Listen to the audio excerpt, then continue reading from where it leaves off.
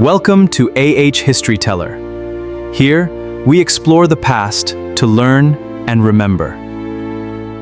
Hey everyone, and welcome to this explainer. I am absolutely thrilled to guide you through our material today. We're going to unpack what remains the oldest and honestly, arguably the most chilling mystery in all of American history. As we go through this, we'll be looking closely at the evidence, the timelines, and some pretty incredible modern technology that's being used to solve a little centuries-old ghost story. Okay, let's dive right into this. Just imagine it for a second. An entire community completely erased, leaving almost nothing behind. In 1587, 115 people vanished, literally, vanished from the face of the earth.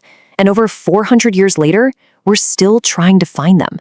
We are essentially walking into a historical crime scene today, and to understand how an entire colony just disappears, we really have to start at the very beginning. So, part 1. The setup. The doomed voyage. Here's where we meet Governor John White and his group of 120 English settlers who are seeking a brand new life. Let's walk through how this timeline builds because it's absolutely crucial. They arrive in May of 1587, but within a single month, their dream of a fresh start quickly turns into a desperate fight for survival. They're under constant threat from local tribes and completely desperate for resources. In fact, the colonists actually beg Governor White to go back to England for food, tools, and reinforcements. So in August 1587, White leaves. He promises to return quickly, but then disaster strikes over in Europe. By 1588, England goes to war with the Spanish Armada. Every single ship is seized for the war effort, totally delaying White's return. It isn't until August 1590, 3 agonizing years later, that he finally makes his haunting return to Roanoke. I really want to ground this history in the personal reality of that moment. You know, when Governor White sailed for those supplies, he wasn't just leaving behind citizens, he was leaving behind 115 souls. And that included his own family. His daughter, Eleanor, stayed behind. And incredibly, his newborn granddaughter, Virginia Dare, who was actually the very first English child born in North America, she was left on that island too. The personal stakes here are just unimaginable. He spent 3 years trapped across the ocean, knowing his family was likely starving and waiting for him. Which brings us to Section 2, the crime scene, August 1590. Put yourself in Governor White's shoes for a moment. You step off the ship, desperate to finally reunite with your family. The wind is howling, you approach the settlement, but what you find completely defies logic. The entire colony is gone, vanished, without a single trace. There were absolutely no signs of a struggle, no signs of a battle, no bodies, and no mass graves were discovered anywhere. And even more bizarre, the houses hadn't been burned or destroyed. They had been carefully dismantled. This wasn't some chaotic, violent scene. It was deliberate. With zero physical evidence of a disaster, White was just left searching for anything that could tell him where his family went. And then he found this. One single word carved into a massive fort post, CROATOAN. In addition to that fort post, the letter CRO were also found cut into a nearby tree trunk. These chilling letters carved into the wood were the absolute final remnants of those 115 souls.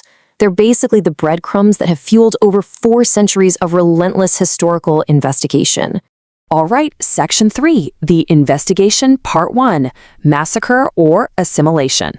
So, the crucial point is that those carvings essentially split the historical community into 2 major camps regarding the colonists' fate. Let's impartially examine both sides here. On one hand, we have Theory 1 massacre. A previous English colonization attempt on the island in 1585 ended in bloody conflict when the English governor, Ralph Lane, killed a local king named Wingina. So the really dark question is, did the tribe seek ultimate revenge once Governor White left? On the other hand, though, we have Theory 2 assimilation. CROATOAN was actually the name of a nearby friendly tribe led by Anteo, an ambassador who had previously traveled to England.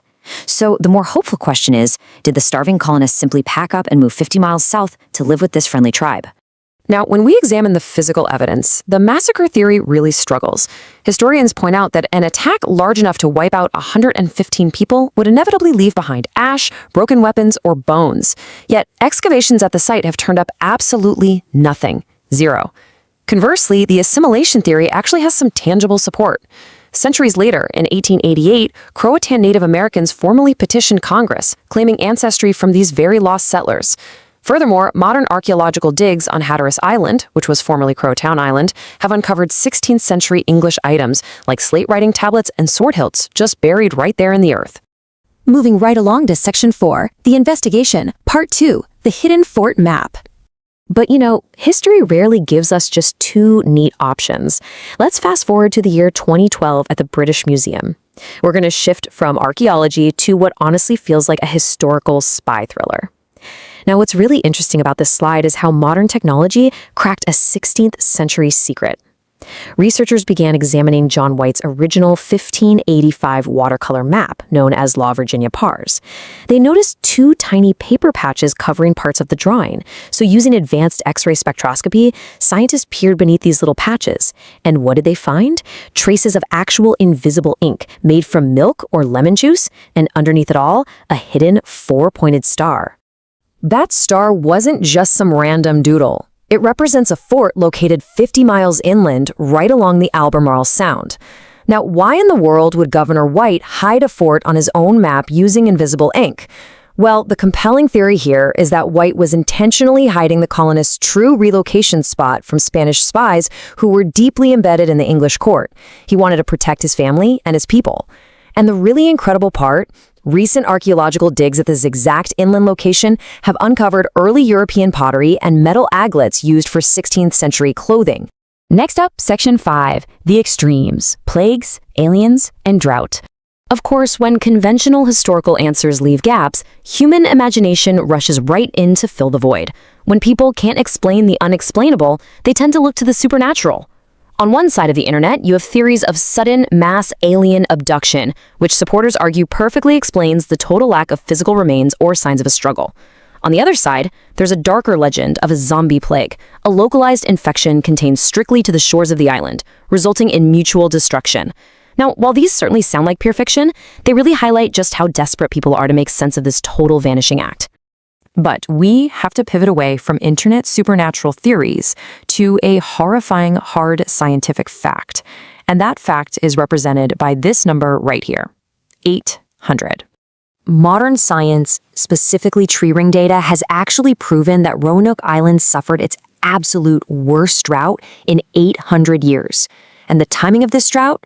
Precisely between 1587 and 1589, literally the exact window when the colonists were left totally alone. This brutal environmental reality meant crops simply would not grow. Fresh water was scarce. It created a scenario of utter starvation and extreme desperation. Some experts suggest this ecological disaster could have forced the colonists into unimaginable measures just to survive, even raising the horrific possibility of cannibalism before the final broken remnants of the group abandoned the island entirely. Which leaves us with the ultimate question as we wrap up this explainer. Did they succumb to an 800-year drought and die out in the wilderness? Did they successfully assimilate into the friendly CROATOAN tribe to survive? Or did they execute a master plan to build a secret inland fort hidden away from Spanish spies? We may honestly never have a single definitive answer, and that is exactly why Roanoke remains history's ultimate ghost story. So weigh the motives, consider the evidence we looked at today, and ask yourself, what is your theory? Thank you so much for joining me to explore this fascinating